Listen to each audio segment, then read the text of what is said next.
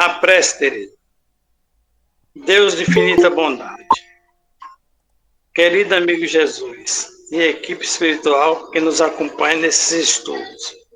Estudo tão bom que nos ensina e a gente compreende que devemos trabalhar sempre pelos nossos irmãos menos esclarecidos.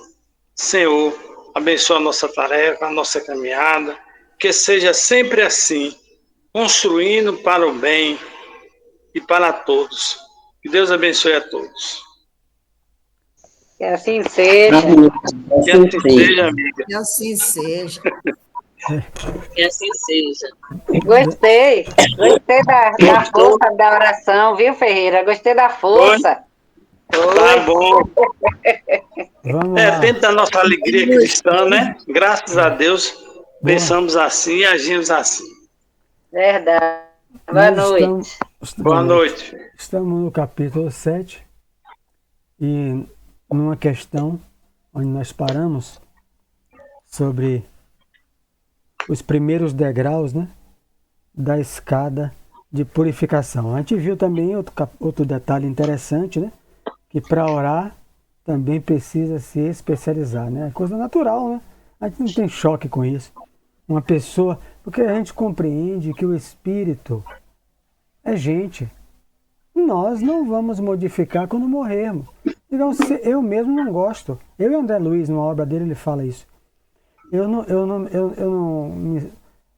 não consigo ficar num ambiente, para visitar o núcleo de assistência à criança com câncer. Eu ficaria muito triste. André Luiz cita isso numa das obras dele também. Então, por que eu, ao morrer, eu vou integrar um grupo onde vai orar no NASCE, no núcleo de assistência à criança com câncer infantil? Não irei, porque aquilo vai me faz mal, então eu não terei equilíbrio. Você vê que o grupo aqui, os 8, totalmente equilibrados. Então, Sérgio quer participar do grupo de oração? Quero, mas não em um hospital com criança com câncer. Quer fazer com o quê? Outros têm medo de sangue, não gostam. Aí você vai orar, fazer vibrações a acidentados, só porque morreu. A morte só muda o externo, não muda o interno da pessoa. Então, é preciso se especializar, porque não pode ir orar e ficar desequilibrado, né? Uma pessoa em desequilíbrio diante daquela cena. E aqui, onde nós paramos, e vamos agora, onde ele cita que eu tive que ir ao livro dos Espíritos e ao livro dos Mensageiros, já que eu vou reler o trecho. São muitos os irmãos afins, né, que têm afinidade, continuou meu interlocutor, interrompendo minhas reflexões íntimas. Ou seja, Francisco está orientando ele. Que se reúnem depois da morte do corpo em tarefas de amparo fraternal. Né? Claro, no passe, em tudo. Né? Ele está citando a área dele, que é da oração. Quando já alcançaram os primeiros degraus da escada de purificação, que é a questão 100 do Livro dos Espíritos. Escala. Escala, qual o significado? Escada, né? Lá no dicionário. Do que me é possível ajuizar, semelhantes trabalhos são dos mais eficientes e dignos em favor dos homens. Raramente os companheiros encarnados, quando em excelentes condições de saúde física, podem compreender as aflições dos enfermos em posição desesperadora ou dos moribundos, né, dos doentes, prestes a partir. E aí é divertidamente, né? O segundo eu não assisti, e o primeiro nunca saiu da minha memória. Desenho animado fantástico, né? As emoções da menina, né? A tristeza, o nojo, o medo, as 6 básicas, agora vem mais, né? As outras emoções, porque ela é adolescente. Então, quando a tristeza, ninguém quer andar com ela. A alegria, a emoção, a alegria quer distância da tristeza. É o que ele está dizendo aqui. Então, quem está alegre vai ficar se importando com o doente encarnado. Se importam alguns, mas são raros. É o que ele está dizendo. Boa noite a todos. Boa noite. Raros quando estamos, boa noite, em excelentes condições de saúde física, são raros aqueles que compreendem as aflições dos enfermos em posição desesperadoras ou dos doentes. Por quê? É o fruto da mente, das emoções, a evolução. Então, no desenho animado, quem assistiu, não assista divertidamente o primeiro, assisti umas 3 vezes, muito bom. E agora lançaram o segundo, né? Que foi matéria no Fantástico. Isso aí. Nós outros... Que filme, Mário? Divertidamente, o desenho animado. Foi matéria no Fantástico, lançaram 2. O 2 agora é o primeiro é ótimo, né? As emoções da menininha, nojo, medo, as 6 básicas, né? Hoje já se fala em 12 emoções básicas, mas aí quando ela se torna adolescente. Boa noite, gente. Boa noite. Então estamos no capítulo 7, socorro espiritual. Então nós outros, porém, no quadro de realidades mais fortes, então nós outros, os espíritos, os desencarnados. Vou fechar aqui o microfone. Nós outros, porém, no quadro de realidades mais fortes, sabemos que, muitas vezes, é possível efetuar realizações deveras sublimes, de natureza espiritual, em poucos dias, nessas circunstâncias, depois de largos anos de atividades inúteis. Então, Francisco está explicando, né, o valor das orações, do grupo de orações, porque muitos dos encarnados não realizam isso. Estão nos hospitais com seus doentes aflitos, com seus doentes... Está na página 82, Anne, da minha edição, né? Que é a mais nova de 2022. Então, e não se dão conta, Ferreira, de orar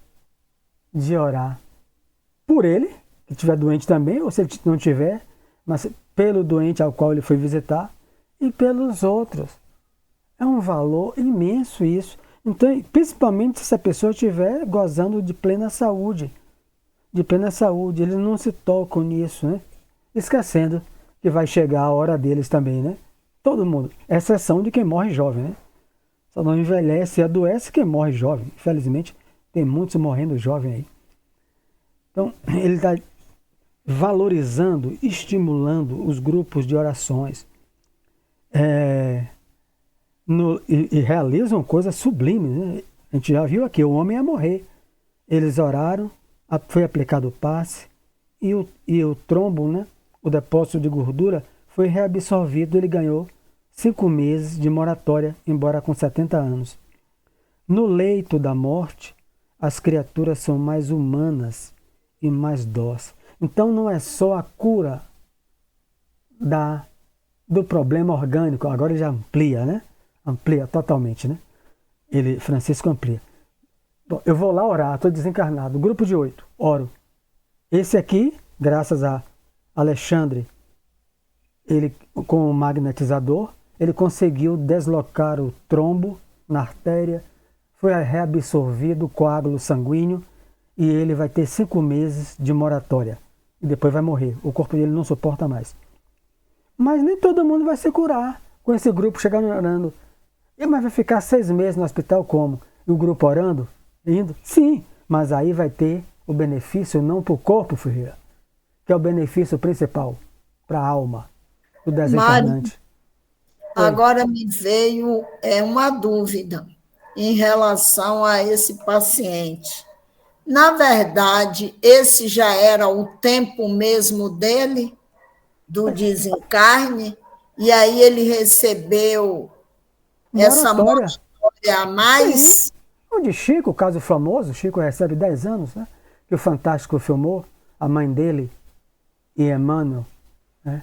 Envolvidos do ectoplasma, das horas, segundo ele revela, do ectoplasma que imprimiu nas câmeras do Fantástico, naquele andar, entrando aquelas 2 chamas de branca, que o Fantástico até hoje ninguém sabe, eles não sabem, a gente sabe. E Chico fala, minha mãe e Emmanuel, ele vem trazer o ectoplasma oriundo das orações intercessórias do Brasil inteiro, para que ele pudesse viver.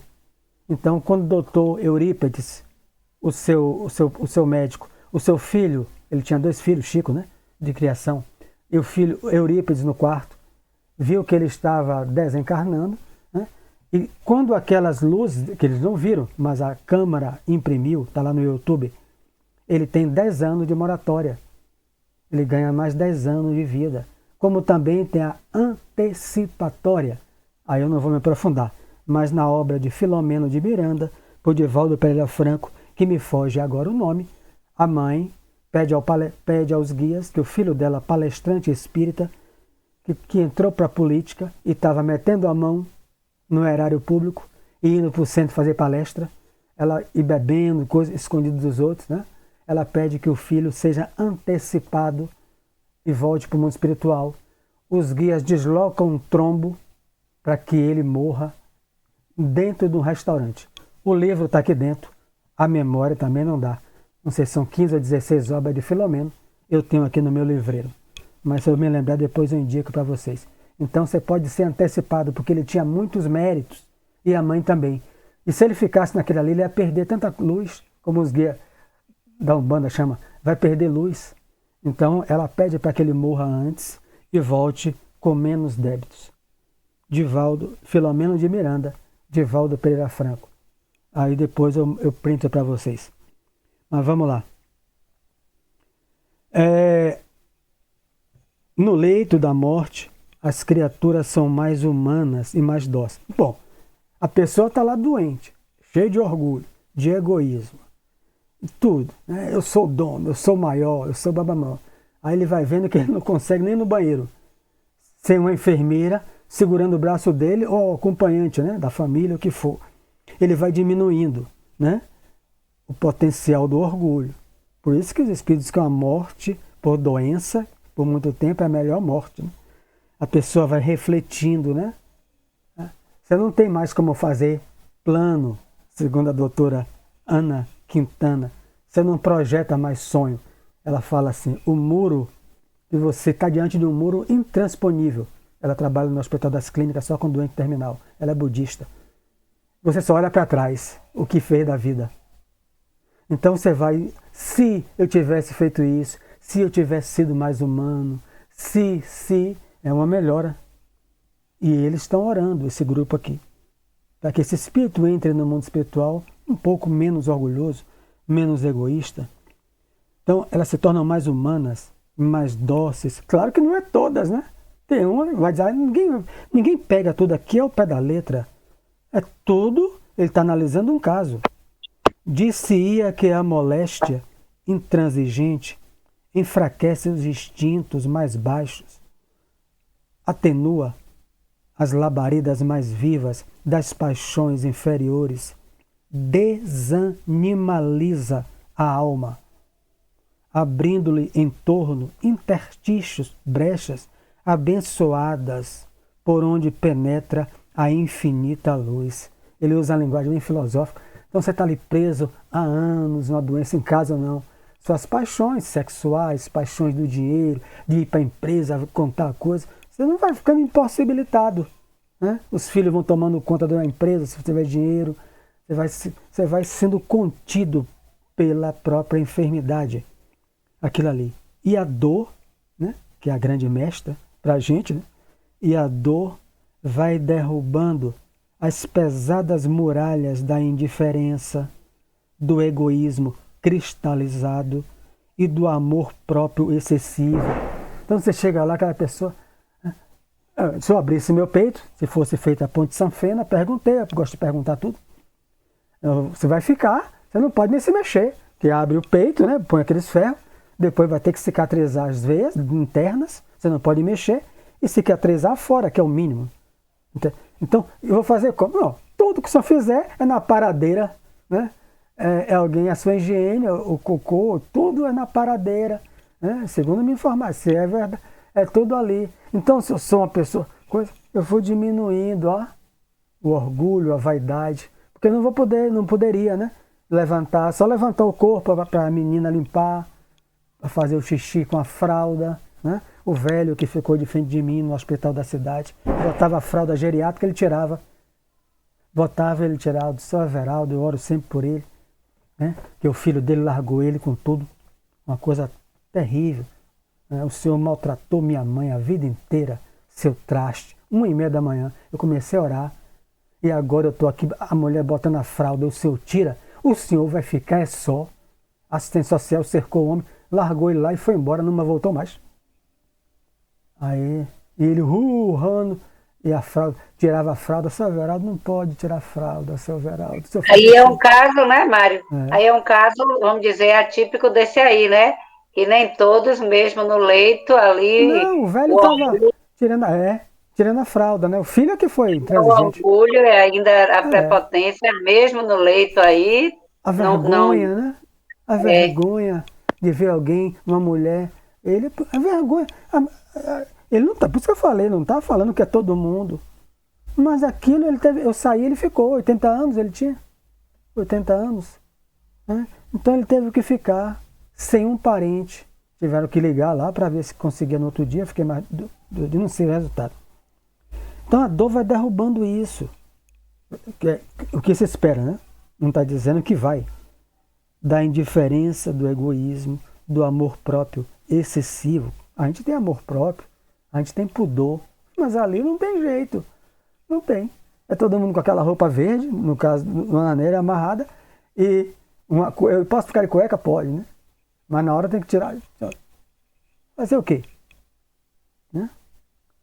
Então, é possível o grande entendimento. Lições admiráveis felicitam a criatura que palidamente, embora, né? Palidamente, Tereza. Não está dizendo que vai modificar só porque ficou doente. Palidamente, embora percebe a grandeza da herança divina. Então, aquela pessoa que foi indiferente a vida inteira, agora depende dos outros. Seja no hospital, seja dentro de casa. Seja com a forma não pode ir no banheiro. Né? Você tem que levantar com alguém segurando no lado. Mário, eu conheci um caso parecido assim, onde a orgulhosa nora e a orgulhosa sogra. E aí a sogra com idade, né, precisando do auxílio, mas mesmo assim ela comia, não é? Aí, segundo a nora, né, deixava cair no chão, aí a nora dizia que não ia limpar, que ia deixar ela lá, e ela ali, por mim não. E aí foi assim, sabe, acirrada. Eu digo, gente, vocês precisam se reconciliar enquanto está aqui. Nenhuma, nem outra. Uma partiu para o mundo espiritual e a outra ficou aqui, entendeu? A gente tentou, não. Se cair, não me pedir ajuda, fica no chão. A idosa, se não me pedir ajuda, fica no chão. Sorte da idosa que quando caiu, a nora saiu e esqueceu a porta aberta. Por salvação, a porta aberta, os vizinhos conseguiram entrar. Mas uma partiu inimiga da outra. Era muito triste eu ter que acompanhar isso, entendeu? É isso acontece. Por isso que não está generalizando só porque está doente. Alguns, palidamente, melhoram, né? Acentua-se-lhe o heroísmo, né? A coragem, né? De querer superar aquela doença, enfim, e gravam-se-lhe no coração para sempre mensagens vivas de amor e sabedoria. Ele está trazendo a experiência que ele tem, Francisco, com o seu grupo de prece, né? Do que ele já presenciou, né? Que ele não vai entrar em detalhes, e ele está dizendo que com todos acontece essa modificação? Não. Em alguns acontece.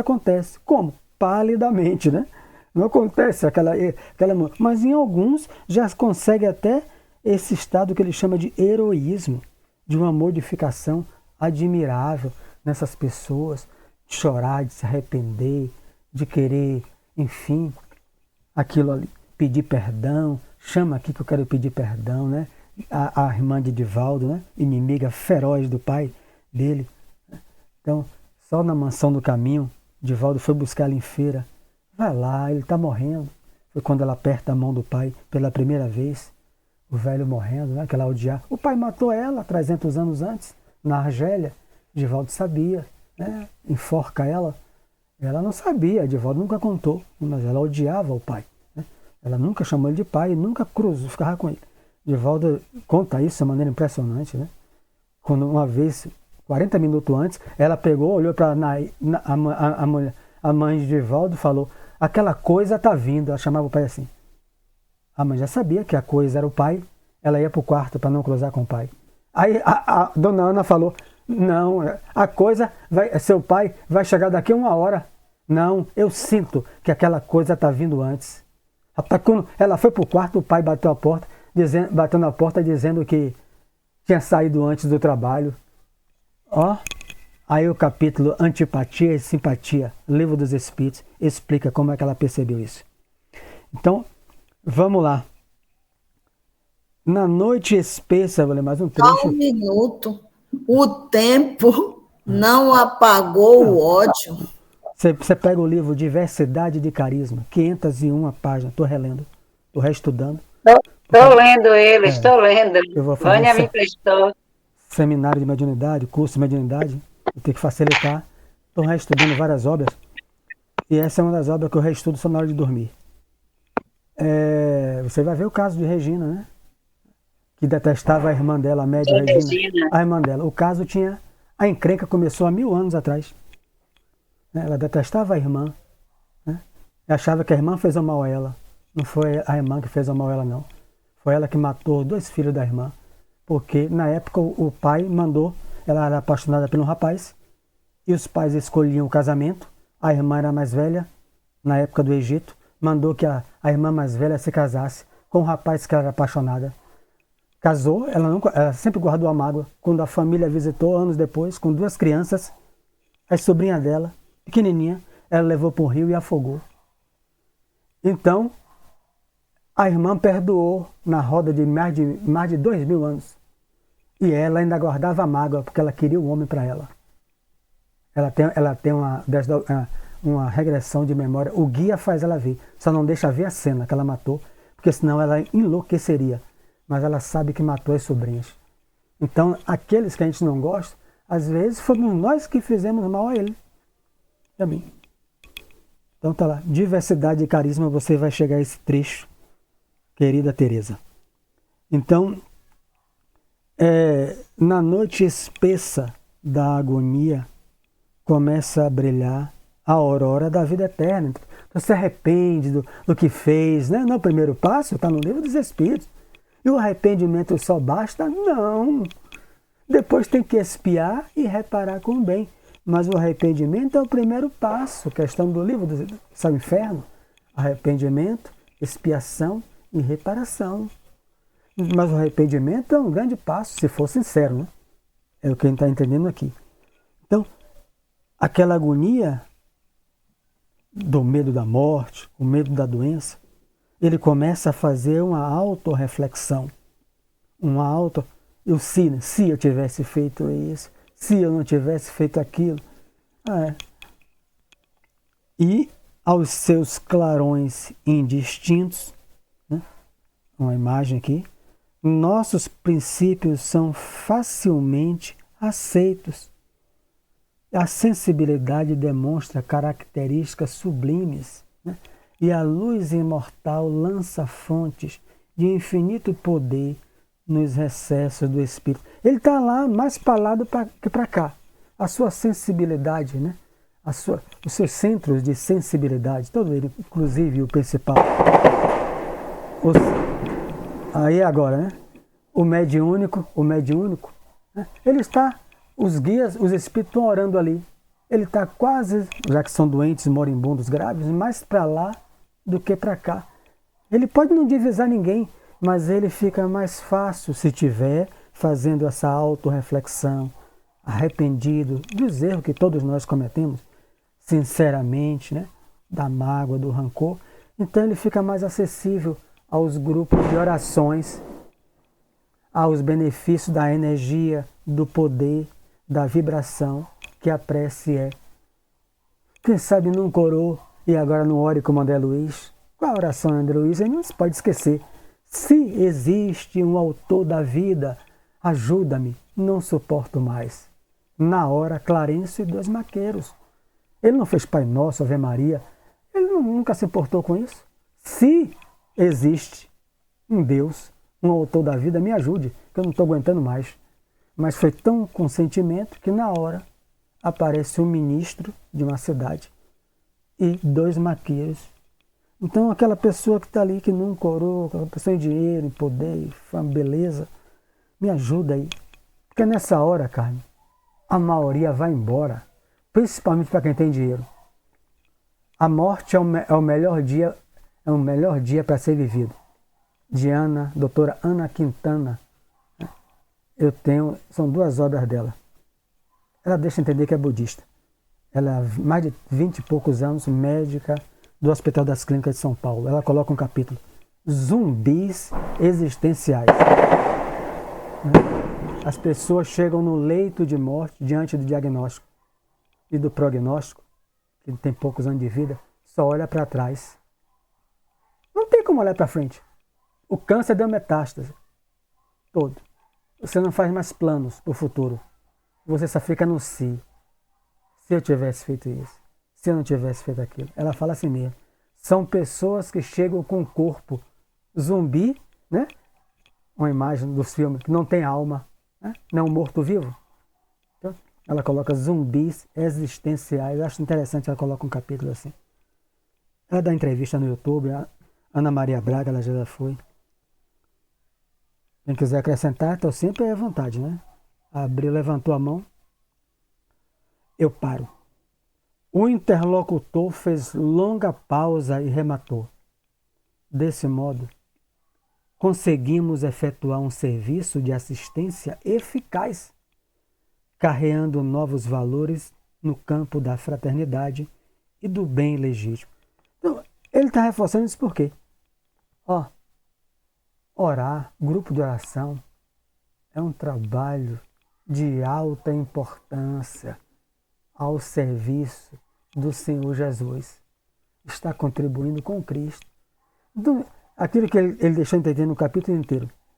As pessoas chegam na mediúnica, chegam e dizem: qual a sua função, o guia? Eu sou de grupo de oração. Não estou falando de vocês, de nós. Mas tem gente aí que vai dar menos valor. Ele quer receber o diretor do hospital, né? O grande espírita que desencarnou, o intelectual. Né? Fala: a sua função é uma coisa. A minha função é essa. Eu trabalho no NASCE de madrugada. A gente viu o trabalho de madrugada. Eu oro diante de crianças que têm câncer. E o outro: eu oro, não tenho coragem para isso não. Me dói muito. André Luiz cita isso, falando dele mesmo numa obra, com o menino Júlio. Que ele não tem coragem, ele nunca teve quando encarnado, pelo sofrimento de Júlio. Ele sabe que Júlio foi 2 vezes suicida. Que Júlio é um espírito, ele está desencarnado, mas ele mesmo assim se dói, fica incomodado. Então eu não vou visitar, estou falando de mim, eu nunca fui, não vou. Vou ficar incomodado, vou perturbar o ambiente. Tereza, me tira daqui, estou me sentindo mal.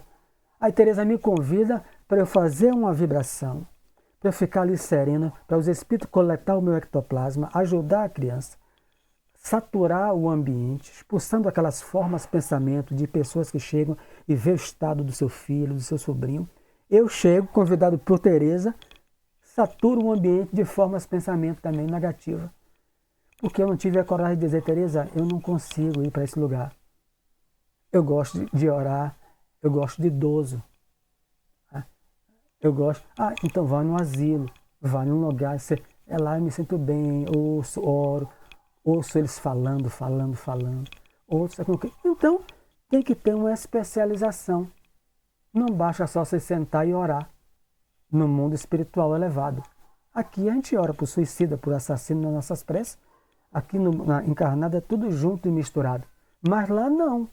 Então, como é que eu vou orar se eu não tenho capacidade de ver um espírito obsidiando alguém, destruindo a família, estimulando o alcoolismo, a drogadição dos filhos? Aquilo me perturba? Eu não tenho como ir para um grupo desse e ficar lá orando, porque eu não tenho como intervir no livre-arbítrio deles. A minha função, já nesse grupo, é orar, para que os guias encontrem aquele apoio vibratório, aquela sustentação, e os que conhecem, e ajudem. Então veja, nesse capítulo, até para orar, precisa se especializar. Precisa de equilíbrio. Então, desse modo, eu já citei, nunca observou, ele está analisando a experiência dele, a paciência inesperada de doentes graves, a calma de certos enfermos incuráveis e a suprema conformação da maioria dos moribundos. Você foi médico 2 vezes, né? Ele sai e está perguntando. Você nunca observou que tem, daqui a pouco, que ele tem doentes que são calmos, pacientes, com doença incurável. Com doença incurável, se conformam, não são aqueles como Teresa citou, mas tudo, não reclama de nada, saindo para tomar injeção todo dia, toda hora, vai para o exame, tira a roupa, e numa paciência, né? Naquele frio do ar-condicionado, às vezes não recebe visita de ninguém. Você nunca reparou isso, André? Muitas vezes, semelhantes edificações, incompreensíveis para os encarnados que os cercam, constituem o fruto do esforço de nossos grupos itinerantes de socorro, um grupo de oração, que está em todos os locais. Então, o encarnado não vê, né? A não ser que seja evidente. Mesmo para o espírito, ele está dizendo para a gente. Então, aquela pessoa, peraí, mas fulano era tão agitado, tão ansioso, tão orgulhoso. Rapaz, como a doença mudou fulano. Rapaz, o que a doença não faz. Quem não já percebeu isso? A doença mudou ele. Seja a pessoa que esteja em casa, doente, grave ou não. Como mudou? Sim, tem a ajuda das vibrações de prece desses grupos de desencarnados. Fantástico, né? Querendo dizer, afirmar o quê? A humanidade não está desamparada. O socorro espiritual, que é o título do capítulo, está para toda a humanidade, sem exceção. Agora é difícil para o encarnado perceber, os que cercam isso aí. Francisco enunciara sublimes verdades. Ele faz a reflexão, né? Ele, como médico, já deve ter visto isso, mas nunca ligou. Né? De fato, a serenidade dos enfermos em condição desesperadora e a resignação inexplicável dos agonizantes, absolutamente distanciados da fé religiosa, não poderiam guardar outra origem. Então ele está fazendo também a reflexão. Gente ateu, né? Porque ele, provavelmente como médico, lidou com isso. E que não tinham fé nenhuma. Né? Ele acompanhou e via essas pessoas com a paciência, né? Conformados, né? Com a sua condição, sabendo que vai morrer. Tem 6 meses de vida, aquilo ali. A bondade divina é infinita. Aí ele fecha o capítulo, né? A bondade divina é infinita e em todos os lugares. Há sempre generosas manifestações da providência paternal de Deus, confortando os tristes, acalmando os desesperados, socorrendo os ignorantes e abençoando os infelizes. 8 bilhões só os da Terra encarnados, fora os outros no umbral. Ninguém está desamparado da bondade divina. A questão é que muitos, seja encarnado ou desencarnado, não é receptivo, né, a perceber a bondade divina agindo. Né? A gente fica menos difícil, né? Se a gente tiver com a mente, a gente vai ver que a gente não está só. Né? Mas não está mesmo. Os amigos espirituais estão atuando. Então, se a gente fizer aqui, cada um de nós aqui, vasculhar a memória conosco ou com alguém que a gente conhece, com certeza a gente vai identificar, ali estava Deus. Né? Às vezes uma coisa simples. Alguém quer falar alguma coisa? Encerramos o capítulo. São 8h35. Falar. Tem aqui uma jovem, né? Minha vizinha. E aí, a gente ia conversando no transporte, né? A minha parceira de ônibus de ida. E aí ela ficou com um problema no rim, jovem. E aí já tinha um filhinho. E aí ela fazia, né? Começou a complicar o rim, tal, aquela coisa de hemodiálise. Mas ela pense cada vez mais, quem sabe de acompanhamento de hemodiálise, sabe o sofrimento que é, né? Aquela coisa. E aí ela, em momento nenhum, aquela paciência, ela dizia: Teresa, é com Deus, tudo com Deus. Eu estou aqui para aceitar os desígnios dele. Estou no meu médico, ela era evangélica, no meu médico, acompanhando, mas estou aqui para o que ele tem reservado para mim. Nunca vi se desesperar. Na paciência, uma calma, cheia de coisa, né? Que termina indo para o pescoço, que o braço não aguenta. É um sofrimento, né? Mas era na paciência e na calma. Ele é seu filhinho, meu filhinho tem um pai, vai ter alguém para olhar por eles. Mas eu estou aqui, Deus e Jesus que sabe da minha vida. Mas não se abalava em nada, eu ficava assim, olhando para ela, parecendo que ela nada tinha. Partiu, né? Desencarnou. Mas nessa coisa, e essa tranquilidade, parecendo que não sentia nada, parecendo que estava perfeita ali. Nunca vi uma coisa daquela, não. É isso. Joelma levantou a mão também. A sogra da minha irmã foi diagnosticada o ano passado com câncer no reto, entendeu? Ela fez o tratamento e tudo. Minha irmã estava até essa semana conversando comigo que tudo para ela foi assim encaminhado, foi exame rápido, a bolsa de colostomia, foi tudo assim, mas ela não consegue reconhecer nada dessa bondade divina. Ela só consegue se revoltar com a doença, entendeu? É isso É, aí. É triste, é mas um outro exame e agora eles constatou que não pode tirar o tumor porque está cheio de metástase. aí só orar por ela mesmo. Porque É, a doença não ensinou a ela e a gente não julga ninguém. Porque a gente também não sabe no nosso momento. A gente espera que sejamos como esse, ilustrado aí por Teresa, né? Essa pessoa. Tem um livro interessante sobre isso, para quem quiser. A Crise da Morte, Ernesto Bozano. Ele vai pesquisar, acompanhar doentes moribundos, né? E ele vai ver esses exemplos de Teresa e esses exemplos de Joelma. E depois, né, os espíritos guias vão explicar a condição do outro no outro lado. A Crise da Morte, né? Ernesto Bozano, um dos maiores pesquisadores. No plano dos sonhos, já que vai complementar, né? Ajudou Antônio, né? Quando ele dormia, deu 5 meses de moratória a ele.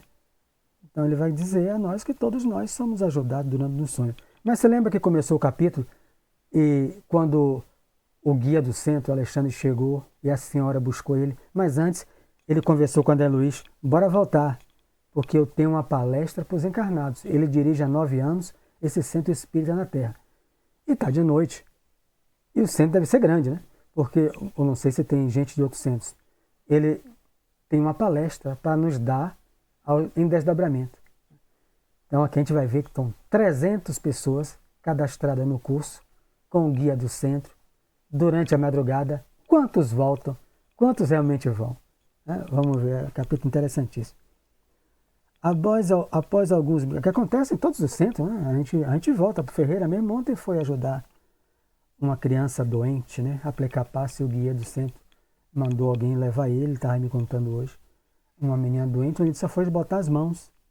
Depois, os guias coletou o ectoplasma dele, a criança melhorou e voltou a devolver ele ao corpo. No plano dos sonhos, após alguns minutos de conversação encantadora, o irmão Francisco acercou-se do orientador, indagando sobre os objetivos da reunião da noite, né? A palestra aos encarnados, né? Durante o sono. Sim, esclareceu Alexandre afável. Teremos algum trabalho de esclarecimento geral a amigos nossos, relativamente a problemas de mediunidade e psiquismo. É o tema da noite, né, da madrugada. Mediunidade e psiquismo, né? E a mente, né? Sem minúcias particulares, né? Então, de cunho geral. Se nos permite, tornou o interlocutor, né? Francisco, né? Estimaria trazer alguns companheiros que colaboram frequentemente conosco. Seria para nós grande satisfação vê-los aproveitando os minutos de sono físico. Veja como é que se procede de madrugada vai dormir. O grupo do irmão Francisco é só de oração, né? De 7 desencarnados, com ele 8. Mas ele também tem companheiros encarnados, né? Que como ele foi chamar o passista, ele foi buscar o passista Afonso, Ele conhece o rapaz, deve ser de outro centro, mas que morava próximo. Ele tira o rapaz do sono, leva para ele aplicar o fluido sob a direção. Então, eu posso trazer uns convidados? Dá para trazer? Há uma hierarquia, né? Posso trazê-lo? Sem dúvida. Destina-se o serviço de hoje à preparação de cooperadores nossos, ainda encarnados na crosta. Estaremos à sua disposição e receberemos seus auxiliares com alegria. A gente não estuda só aqui, né? A gente estuda de madrugada. Francisco agradeceu sensibilizado e perguntou: poderemos providenciar? Né? Imediatamente, né? Explicou o instrutor sem hesitação. Conduza os amigos ao sítio, né? Ao local de seu conhecimento. Afastou-se o grupo de socorristas, deixando-me verdadeiro mundo de pensamentos novos. Segundo informações anteriores, Alexandre dirigiria naquela noite pequena assembleia de estudiosos e assim que nos vimos a sós, explicou-me solícito. Nosso núcleo de estudantes terrestres já possui certa expressão numérica. No entanto, faltam-lhe determinadas qualidades essenciais para funcionar com pleno proveito. Em vista disso, é imprescindível dotar os companheiros de conhecimentos mais construtivos. Com Alexandre, Carmen, não tem enganação. Curso no Centro Espírita começa com 100. Daqui a 3 meses tem 50. Daqui a pouco só tem 30. E vai diminuindo. Então a gente não vai ver aqui que não tem muita diferença, né? Feito só pelo guia ou feito pelo encarnado, o curso, né? Vai diminuindo, né? Então, os companheiros, né? Faltam algumas qualidades essenciais, né? Disciplina, perseverança, né? Pontualidade, Então, vamos lá. E como julgasse útil fornecer-me informações pessoais destinadas à minha própria elucidação, acrescentou gentilmente: atendendo às injunções dessa ordem, estabeleci um curso de esclarecimento metódico. Né? Então, veja aí, há um padrão. Né? Ninguém vai dizer que todo... Mas há um padrão. Há um curso sistemático, onde Anne, com os diretores espirituais de sua casa, onde Carmen, com os diretores espirituais, coordenadores do Semente de Luz, onde Teresa, com o do Raio de Luz. Os guias estabelecem um curso sistemático, né? Um curso de espiritismo, né? Esclarecimento metódico. Ele fez o planejamento de um curso para melhorar a situação, né? Nem todos sabem valer-se das horas de sono físico para o incentivo de semelhantes aquisições. Mas se alguns lavradores mais corajosos não se dispuserem a cultivar algumas sementes, a fim de iniciar-se mais tarde a cultura intensiva, jamais a comunidade ruralista alcançará a lavoura farta. Então o centro vai dizer, ó, faz um curso, começou com 100, terminou com 10. No Semente de Luz foi a minha primeira tarefa que Conceição Rei me deu.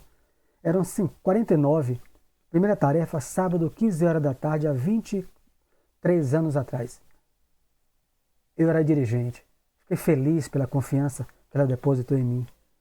E eu ia, preparava a sala, arrumava, eu aprendiz novato, ia aprendendo. Teve uma vez com a palestrante Armênia Cristina, promotora de justiça, eu e ela sai do bairro da Graça, olhou e ela fez a palestra, a facilitação, no salão do Centro Semente de Luz, eu e ela, eu desencarnado, com toda a dedicação e amor. Ela olhou a lista, não eram 49, aí eu disse, quem vai dar a resposta a você é Jesus. Não eram 10, só um voltou. Aqui, só eu que apareci. Os outros, ó, desapareceram. Mas aí o Semente não vai promover curso mais? Porque promove não vai? Seminário porque não vai ninguém? Não, temos que cultivar as sementes. Não pode, os corajosos, mas se alguns lavradores mais corajosos não se dispuserem a cultivar algumas sementes, então cultiva a mim, porque eu quero aprender. Eu disse a Armênia, eu quero aprender, e vim para aprender o tema. Os outros não vieram porque não precisam. A fim de iniciar-se mais tarde o quê? O germe, a germinação daquilo que aprendi, que é a cultura intensiva. Jamais a continuidade ruralista alcançará a lavoura nova. Jamais haverá uma transformação do planeta. Porque aí desiste o dirigente, você mais um curso, não vem ninguém. Não vem ninguém, a casa não promove mais curso nenhum. Acabou. É um equívoco. Ele está falando com a linguagem bem suave, né? Para não melindrar ninguém. Mas é isso que ele está dizendo. Porque o curso aqui são 300 inscritos. E eu vou dar o spoiler. Só 32 participam. Esse está pior do que o do semente. Porque aqui foi 300. E só vai 32. Normal, né? É. Em todos os centros acontecer isso. É isso. Você está falando aí de Armênia, eu conheço a Armênia, ela é do NEFA, ela já saiu do NEFA, era de Rio Diamantino. Isso mesmo. Ela morava, eu comecei o meu estudo, mesmo foquei no estudo da doutrina, que eu comecei com o livro do ABC, foi exatamente com ela, de lá do NEFA, do Muito Núcleo querida. Espírita. Ela mora na Graça, quer dizer, não sei se ainda mora. Ela fez palestra, acho que foi 2 meses atrás, querida, lá no Rádio Luz. Eu fui de carona com ela, eu ia pro Dorão. Ela é muito afável, né? Gosto muito dela. Então, vamos lá. E sorridente, acentuou. Contamos em nosso centro de estudos com número superior a 300 associados. Eu falei 300, mas é mais. É mais de 300. No entanto, apenas, Ferreira, 32 conseguem o quê? Romper as teias inferiores das mais baixas sensações fisiológicas para assimilarem nossas lições. Aquilo que Teresa, a gente falava nos cultos com Teresa, né? A pessoa ora, Teresa, ou eu peço toda noite, meu guardião, espíritos amigos do raio, me leve para o aprendizado, mas que eu não fique só no aprendizado, que eu seja alguém que aprenda e possa contribuir, seja aquele que como se assemelha aos apóstolos, que só tem dois pães, 3 peixes diante de uma multidão. O que eu tenho é muito pouco, mas nas mãos dos senhores. Aí o sonho é uma prece sentimental. Às vezes eu acordo em cada lugar, acordo mal. Eu digo, meu Deus, eu fui para um lugar totalmente diferente. Porque eu ainda não consegui. O que eu te falei outro dia, orei, fui parar aí no lugar. E não é sempre, graças a Deus. Mas aí você vê lá as confissões, né, de nosso querido Santo Agostinho. Ele falava isso, né? Ele que falava, Paulo também. Ele dizia, meu Deus, eu oro de noite. Ele coloca assim, eu oro de noite ao Senhor, meu mestre, e vou para as zonas de meretrício, palavra dele, já que é o livro Confissões, né, de Santo Agostinho, quando encarnado. Me ajude. Os súcubos e os íncubos, ele chama de demônios femininos, né, e os me sugam de noite, ele usa outra expressão, né, enquanto eu oro pedindo para estar contigo. Eu digo, meu Deus, não é só eu não. Então tem uma gente aí que, né, não é fácil romper as teias fisiológicas das sensações, das buscas dos prazeres. Gente que gosta do dinheiro, vai de beleza, vai para aquele, olhar o cofre, olhar isso, da bebida, enfim, a gente vai ver aqui. É uma tarefa muito difícil, viu? É. E noites se verificam em que mesmo alguns desses quebram dos 32. Em noites se verificam em que mesmo alguns desses 32 quebram os compromissos assumidos, atendendo a seduções comuns, reduzindo-se ainda mais a frequência geral. Por que ele está falando isso? Todo mundo aqui que integra assento, participou de estudo, sabe. O curso começa com 50, termina com 10. 100 termina. Não para de botar o curso. Não para. Terminou com 1, é aquele que vai pegar aquela semente que vai produzir e depois ele vai multiplicar onde ele caminhar. Não, a casa não deve parar. Deve parar. Aí ele continuando, caminhando já por fim, né? Em compensação, de vez em quando, ao comparecimento fortuito de outros companheiros, como ocorre nesta noite, em face da lembrança do irmão Francisco, que nos trará alguns amigos. Então a casa vai ficar um pouquinho mais cheia ou menos vazia, porque Francisco diz que vai trazer esses irmãos encarnados pelo sono, desdobramento do sono. E os irmãos que comparecem, indaguei curioso, conservam a recordação integral dos serviços partilhados, de estudos levados a efeito e observações ouvidas? Será que Anne se lembra dos contatos que ela teve em desdobramento durante as atividades de aprendizado com seus guias? Alexandre pensou um momento e considerou. A resposta é longa, só vou ler um trechinho para finalizar, né? E a gente volta para ela na próxima, amanhã. Mais tarde, a experiência mostrará a você como é reduzida a capacidade sensorial dos nossos sentidos, nossa memória, né? O nosso cérebro orgânico é muito inferior para captar o que o nosso cérebro perispiritual durante o sono registra. O homem eterno guarda a lembrança completa e conservará consigo todos os ensinamentos, intensificando-os e valorizando-os de acordo com o estado evolutivo que lhe é próprio. O homem eterno. Agora ele vai. O homem físico, entretanto, o homem eterno é o espírito, não é a alma imortal. O homem físico, entretanto, escravo de limitações necessárias, não pode ir tão longe. O cérebro de carne, pelas injunções da luta que o espírito foi chamado a viver, é um aparelho de potencial reduzido, dependendo muito da iluminação de quem? De seu detentor, do espírito, dos méritos que ele tem, da evolução que ele tem. No que se refere à fixação na memória de determinadas bênçãos divinas. Ponto final no estudo de hoje. E a gente volta, repete esse trecho, que é muito importante. Ele faz uma analogia com Jesus. Jesus fala, né? O Filho do Homem, o encarnado, o homem físico, o Filho de Deus, o homem eterno, o Espírito imortal. Jesus utiliza muito esse trocadilho. O Filho do Homem não veio para servir. Às vezes o Filho de Deus, aqui ele usa o homem eterno, a alma imortal. O homem físico, ele utiliza as mesmas expressões com outro termo do Cristo. Então, o cérebro físico é uma pergunta interessante, a resposta é muito longa e a gente vai ter que reler ela amanhã para entender por que é que algum Ferreira ontem lembrou com detalhes o auxílio que ele deu à criança que ele não conhece, né? E por que outros não recordam com detalhes algumas cenas.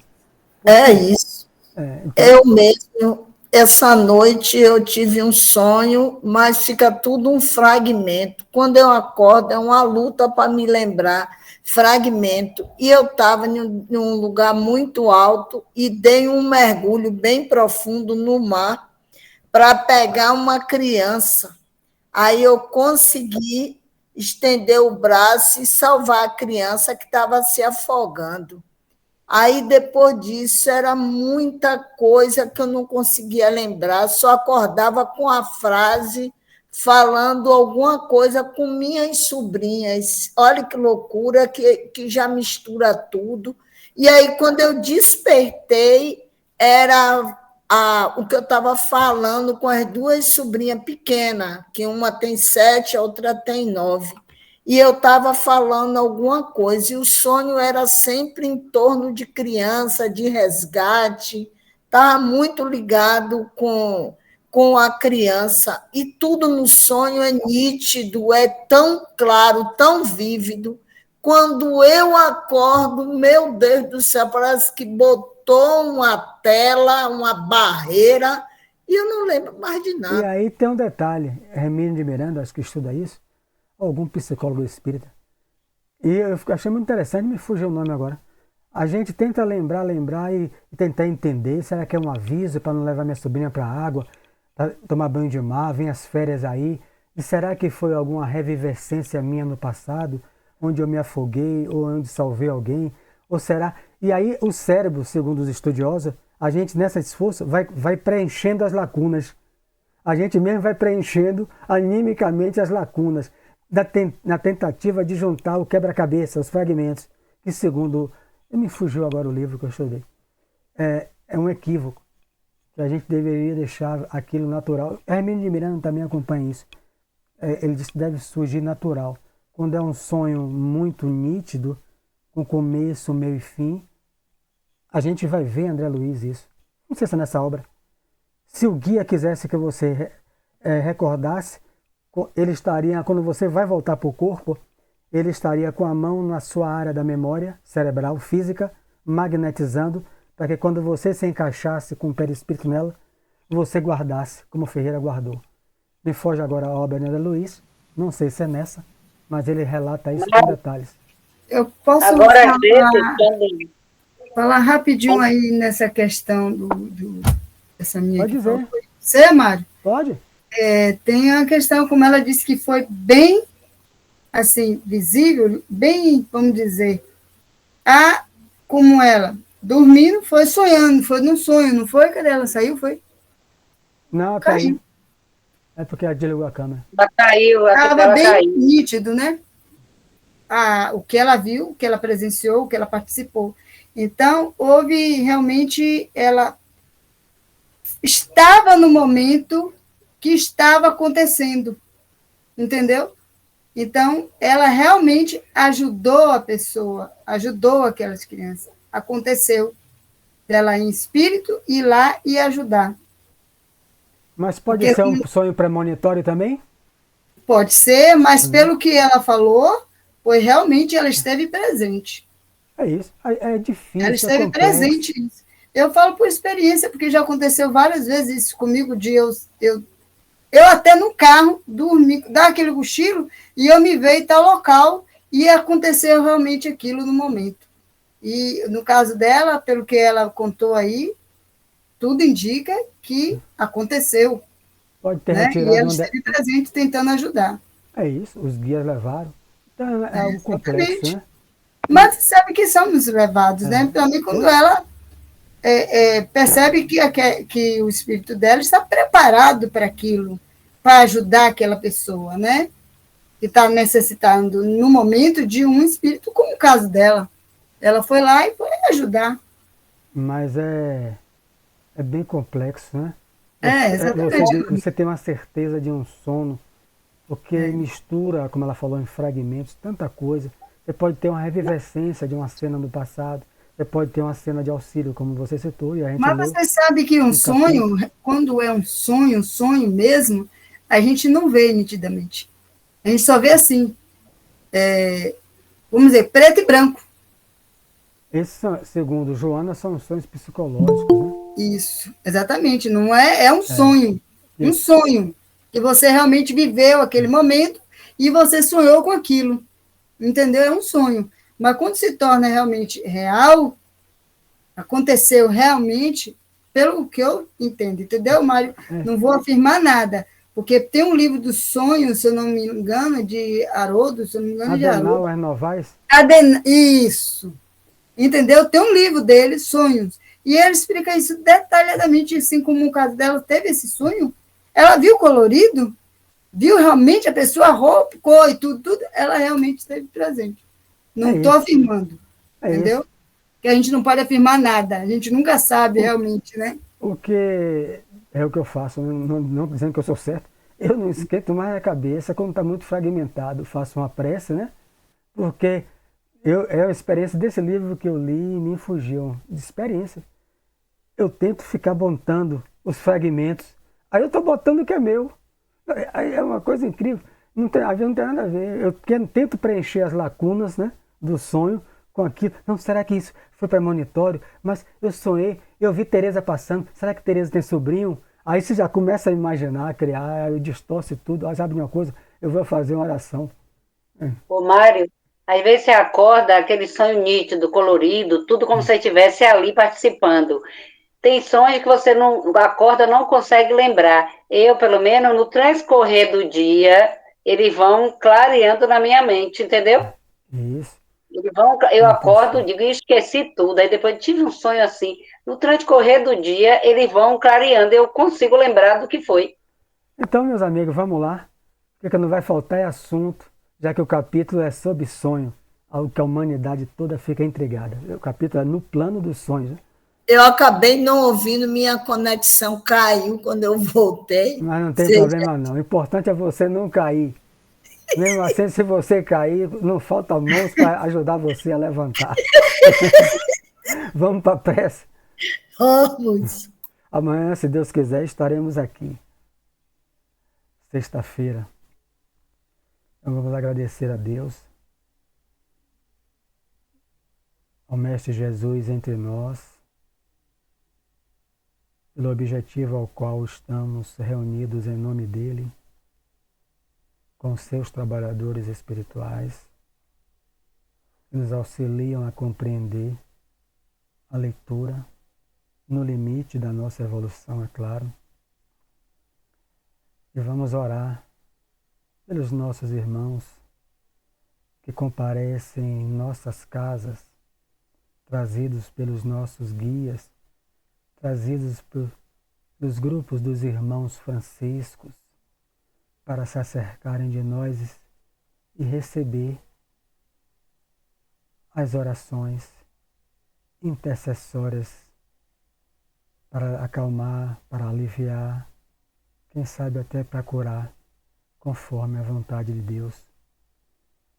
Então, meus irmãos, sede bem-vindos sempre. O nosso grupo é um grupo de amigos, um grupo interessado no aprendizado das leis de Deus através da doutrina espírita. Aqui acolhemos a todos, não importa o credo que vocês tenham, não importa a natureza que ainda os anime interiormente. O que importa é que todos somos irmãos, filhos de Deus, mas que já estamos com o mesmo objetivo: querer evoluir, ser feliz. Com absoluta certeza, alguns dos senhores sabem que apegar-se às coisas da terra não trouxe a felicidade almejada. Por isso estão aqui. Sede bem-vindos todos e permaneçam em paz. Que assim seja. E assim seja. Boa noite. Assim seja. Boa noite, até amanhã.